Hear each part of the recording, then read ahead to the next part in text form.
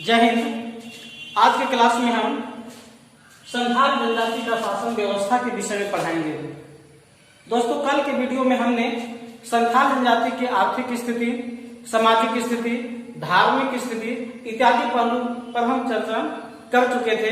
आज का विशेष क्लास जो है वो संथाल जनजाति का शासन व्यवस्था है ना।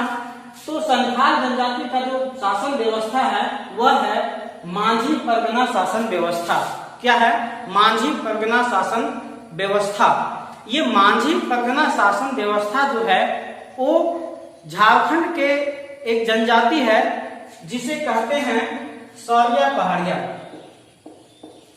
सौरिया पहाड़िया, ये सौरिया पहाड़िया से ही अपनाया हुआ शासन व्यवस्था है ये मांझी परगना शासन व्यवस्था। ऐसा इसलिए माना जाता है या कहा जाता है कि संथाल जनजाति का पूर्व में जो निवास था वो बंगाल में था और बंगाल में इसे सावतार के नाम से जाना जाता था। सावतार के नाम से जाना जाता था। जब संथाल जनजाति संथाल परगना में पहुंचे तो पता चलता है यहाँ इससे पहले सौरिया पहाड़िया के लोग निवास कर रहे थे। तो स्वाभाविक ये है कि उस समय इसकी कुशल शासन व्यवस्था चल रहा था, है ना। और इसका शासन व्यवस्था जो चल रहा था वो मांझी परगना शासन व्यवस्था।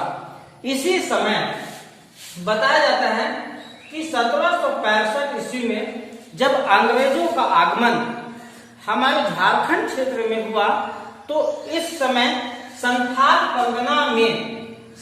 परगना के सीमा में अंग्रेज जो था वो सौरिया पहाड़िया को अधीनता स्वीकार करने पर मजबूर व विवश कर दिया।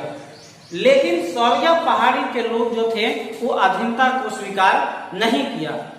तब अंग्रेजों ने एक कूटनीति चाल चला और इस समय संथाल जनजाति और सौरिया पहाड़ी से क्या कर दिया, एक संघर्ष करवा दिया। और इसी दौरान अंग्रेजों ने एक सीमा का गठन किया जो कहलाता है दामिन ये कोह। और ये दामिन ये कोह का गठन कर दिया। इस दामिन ये कोह को क्या कर दिया, वो सौरिया पहाड़ी को दे दिया और बाकी जो इसके गोद में जो पड़ा हुआ जो भूमि था वो सभी किसको दे दिया, संथाल जनजाति को मिल जाता है। तो ये इसी प्रकार से देखते हैं कि यहाँ पर मांझी परगना शासन व्यवस्था जो है वो वास्तव रूप में या वास्तविकता यही है कि सौरिया पहाड़ी से ही संथाल जनजाति के लोग मांझी परगना शासन व्यवस्था को अपनाया। ये बात एकदम क्लियर है ना। अब क्या होता है, जब इसकी शासन व्यवस्था समझ में आ गई, शासन व्यवस्था के अनुसार ये अपना कार्य करने लगा, तो यहाँ पर बताया जाता है कि प्रत्येक गांव में एक पंचायत होता था। प्रत्येक गांव में क्या होता था, एक पंचायत होता था जिसका प्रधान क्या कहलाता है, मांझी। जिसका प्रधान क्या कहलाता था, मांझी। अब इसका एक सहायक था और ये जो सहायक था जिसको कहते हैं क्या, जोग मांझी। क्या कहते हैं, जोग मांझी। अब ये जो जोग मांझी जो था वो क्या है कि मूल रूप से इसका जो काम था वो वैवाहिक संबंधित, है ना, विवाह से संबंधित जितने भी विवाद था वे सभी विवादों को जोग मांझी निपटारा करता था, है ना। तो आपको एक बात दिमाग में रख लेना है कि मांझी परगना शासन व्यवस्था में वैवाहिक या विवाह से संबंधित जितने भी विवाद थे वे सभी विवादों को हल करने का जो काम था वो किसके हाथों में था, वो जोग मांझी के हाथों में था। अब क्या है कि जो मांझी की अनुपस्थिति में क्या है, मांझी के अनुपस्थिति में इसका जो कार्य जो था वो परमानिक करता था। कौन करता था, परमानिक करता था। मांझी के अनुपस्थिति में इसके सभी कार्यों का संचालन जो है वो परमाणिक करता था। अब जिसके कारण से इसे उप मांझी के नाम से जाना जाता है, उप मांझी के नाम से जाना जाता है।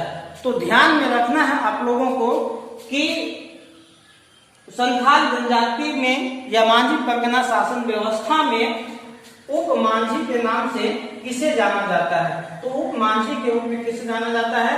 परमाणिक। क्योंकि मांझी के अनुपस्थिति में उनके सभी कार्यों के, है ना, मांझी के सभी कार्यों का संचालन कौन करता था?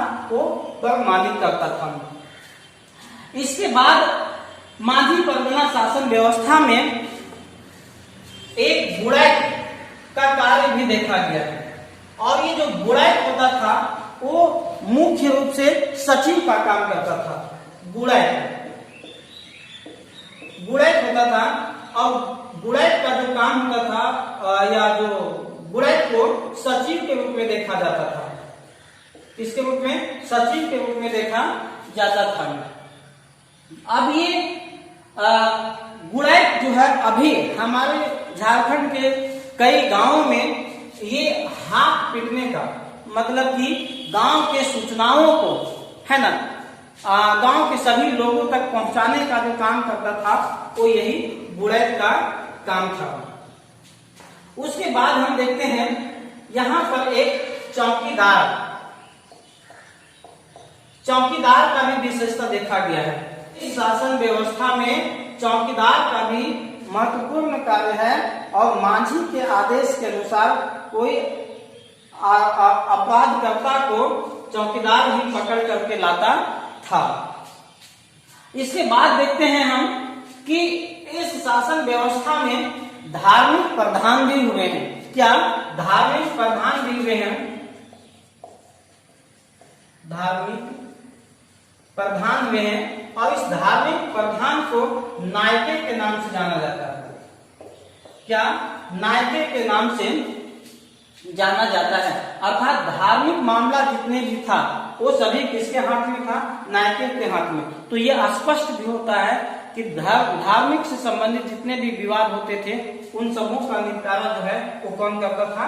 नायके ही करता था।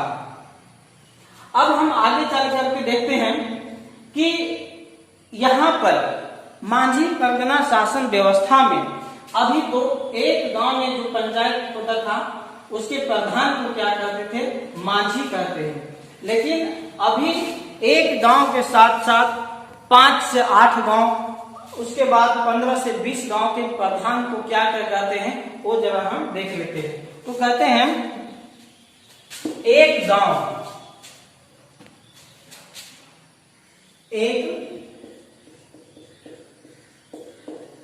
के प्रधान को मांझी कहा जाता है। एक गांव के प्रधान को क्या कहा गया है? मांझी कहा गया है। जबकि अगर हम देखते हैं 5 से 8 गांव के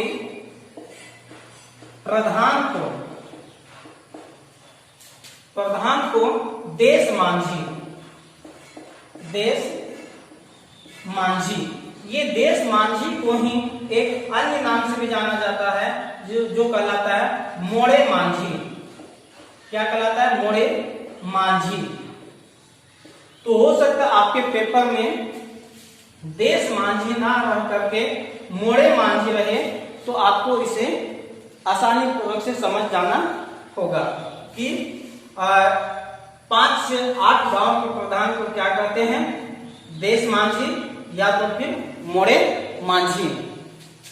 इसके बाद देखते हैं हम यहाँ पर 15 से 20 गांव, क्या है? 15 से 20 गांव को आपस में मिला करके एक परगना का निर्माण किया जाता था, है ना। अब 15 से 20 गांव को आपस में मिलाकर एक परगना का निर्माण किया जाता किया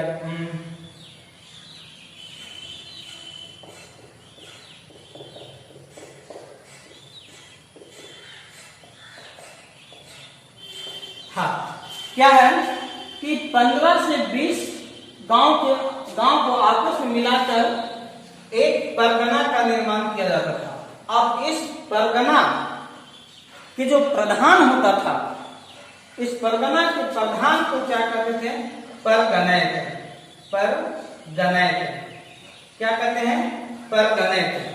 दोस्तों आपको अब यहां पर इस परगनैत से एक वेरी इंपॉर्टेंट प्रश्न बन जाता है कि इसी परगनैत को संथाल जनजाति के शासन व्यवस्था में सबसे अत्यधिक यदि कोई कठिन सजा था वह था क्या? बिटलाहा। क्या था? बिटलाहा। ये बिटलाहा एक ऐसा सजा था जो सामाजिक बहिष्कार सजा था। मान के चलते हैं कि कोई भी लड़का या कोई भी व्यक्ति, मुख्य तौर पर देखा गया है कि यौन संबंधित यदि कोई अपराध करता था तो वैसे लोगों को समाज से बहिष्कार किया जाता था, जो कहलाता है क्या? बिटलाहा। और बिटलाहा करने का एकाधिकार किसके हाथों में था? परगनैत के हाथों में था। तो इस प्रकार से हम यहाँ देखें, ये इसका स्थिति और व्यवस्था देखें हम यहाँ। अब क्या था? ये तो सबसे कठोर सजा था। अब सबसे जो एकदम लचीला जो सजा था, वो लचीला सजा का नाम है करेला। क्या नाम है? करेला। अब ये करेला का सजा में क्या है कि बहुत बड़ा कोई आर्थिक या तो भी शारीरिक दंड के रूप में नहीं देखा गया, लेकिन कुछ आर्थिक दंड के रूप में था, जो कहा जाता है कि 5 से 150 रुपया, यानी कि 5 से 150 रुपया का दंड लगाया जाता था। तो इस प्रकार से हम देखते हैं कि करेला जो था वो सबसे लचीला सजा था और जो बिटलाहा था वो सबसे कठोर सजा देखा गया है या था भी। इसके बाद हम देखते हैं इस शासन व्यवस्था में और भी कुछ पद हैं जो लाशें टंगाए। एक पद है लाशें टंगाए। लाशें टंगाए। अब ये जो लाशें टंगाए जो था वो इसका जो काम था, ये मुख्य रूप से क्या है कि गांव में एक प्रकार से प्रहरी का काम करता था। क्या काम करता था? प्रहरी का काम करता था। इसके साथ साथ एक और भी व्यवस्था था जिसको कहते हैं भगदो प्रजा। क्या है? भगदो प्रजा। और ये जो भगदो प्रजा जो था वो कहा जाता है कि कोई भी कार्यों में भगदो प्रजा से सहायता लिया करता था लोग। और ये वे लोग होते थे जो गांव के सबसे बूढ़ बुजुर्ग जो लोग होते थे उससे सलाह लेने का जो काम करता था, है ना, जो कहलाता है क्या? भगदो प्रजा। और इसी से लोग सलाह भी लिया करते थे। तो ये कहलाया है गांव के सबसे बूढ़ बुजुर्ग के व्यक्ति कहलाए हैं। इस प्रकार से हम देखें कि संथाल जनजाति का जो मुख्य रूप से जो क्या कर सकते हैं शासन व्यवस्था जो था, जो एग्जामिनिंग पॉइंट की दृष्टि से देख सकते हैं, वो इतना काफी है। तो एक बार हम रिवीजन कर लेते हैं क्या कि संथाल जनजाति का शासन व्यवस्था क्या है? मांझी परगना शासन व्यवस्था। अब मांझी परगना शासन व्यवस्था किस जनजाति से लिया गया है? तो क्या है? सौरिया पहाड़िया, है ना। सौरिया पहाड़ी के शासन व्यवस्था से मांझी परगना शासन व्यवस्था लिया गया है। अब मांझी परगना शासन व्यवस्था में एक गांव का था, उसके पंचायत को किस नाम से जाना जाता? पंचायत होता था। और उस पंचायत के जो प्रधान होते थे उसको क्या कहा गया है? मांझी। क्या कहा गया है? मांझी। अब मांझी का एक सहायक होता था जिसे क्या कहा गया है? जोग मांझी। अब जोग मांझी का जो काम क्या था, वो विवाद से संबंधित जितने भी विवाद होते थे वे सभी विवादों को सुलझाने का प्रयास कौन करते थे, वो जोग मांझी। इसके बाद मांझी के अनुपस्थिति होने पर इसके कार्यों का संपूर्ण संचालन कौन करते थे, वो है कौन, परमानिक। और इसके परमानिक को ही क्या कहा गया है, उप मांझी भी कहा गया है। इसके बाद देखते हैं कि यहाँ पर क्या है, एक गुड़ैत, क्या है, गुड़ैत भी देखा गया है, जो कि गुड़ैत का जो काम होता था, मांझी के जितने भी या मांझी के आदेशों को गांव के सभी लोगों तक पहुंचाने का काम करता था, जो सचिव के रूप में भी इसे जाना जाता था। इसके बाद क्या है कि यहाँ हम बता चुके हैं, मांझी के आदेशों के अनुसार से चौकीदार जो है कोई अपराध करता व्यक्ति को या अपराध करने वाले व्यक्ति को पकड़ करके लाता था। इसके बाद यहाँ पर इसे, जबकि इस शासन व्यवस्था में जो धार्मिक प्रधान थे, जिसे क्या कहा गया है, नायके के नाम से जाना जाता था। उसके बाद देखें हम कि एक गांव के प्रधान को क्या कहा गया है, मांझी कहा गया है, जबकि 5 से 8 गांव के प्रधान को क्या कहा गया, देश मांझी कहा गया। उसके बाद 15 से 20 गांव को आपस में मिला करके एक परगना बनता था। उस परगना के प्रधान क्या कहलाए हैं, परगनैत कहलाए हैं। और इस परगनैत को ही एक विशेष अधिकार था, जो कि जो दंड देने का जो पावर था वो था बिटलाहा। एक बिटलाहा एक ऐसा कठोर सजा था जो कि सामाजिक बहिष्कार के रूप में देखा गया है। और जबकि सबसे जो लचीला सजा था वो था क्या, करेला। और इस सजा के रूप में लोगों को 5 से 150 रुपए के रूप में दंड लगाया जाता था।